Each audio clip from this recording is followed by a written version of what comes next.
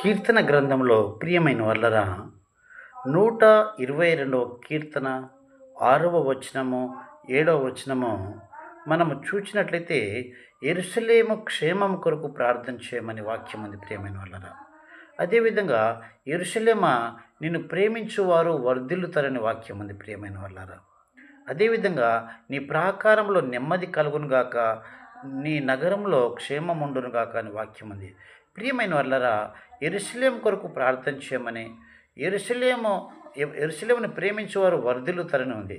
ప్రియమైన వాళ్ళరా, యెరూషలేము అనేటువంటి పదంలో షలేం అనేటువంటి ఇక మాట ఉంటుంది చివరిలో. 3 అక్షరాలు చూసినట్టయితే. షలేం అంటే మనకు షాలోమ్ అని అర్థం. షాలోమ్ అంటే హెబ్రీ భాషలో సమాధానం అని అర్థం. అంటే యెరూషలేమును ప్రేమించువారు సమాధానంతో ఉంటారని అర్థం.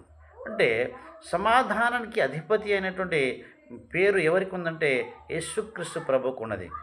యెషయా గ్రంథము 9వ అధ్యాయము 6వ వచనంలో ప్రియమైన వాళ్ళరా, సమాధానానికి అధిపతి మన దేవుడు, ఆశ్చర్యకరుడు, ఆలోచనకర్త, బలవంతుడైన దేవుడు, నిత్యుడు ఒక తండ్రి, సమాధానానికి అధిపతి అని ఆయనకు పేరు.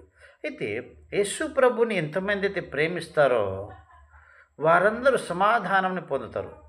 అయితే ప్రియమైన వాళ్ళరా, 72వ కీర్తన 1వ వచనము 2వ వచనము 3వ వచనాన్ని మనము చూసినట్లయితే న్యాయమును నీతిని ప్రేమించే వారికి సమాధానము ఉంటుందని. 72వ కీర్తన 3వ వచనంలో న్యాయం ఉన్న చోట సమాధానం ఉంటుంది, అంటే నీతి ఉన్న చోట నెమ్మది ఉంటుందని వాక్యం ఉన్నది ప్రియమైన వాళ్ళరా.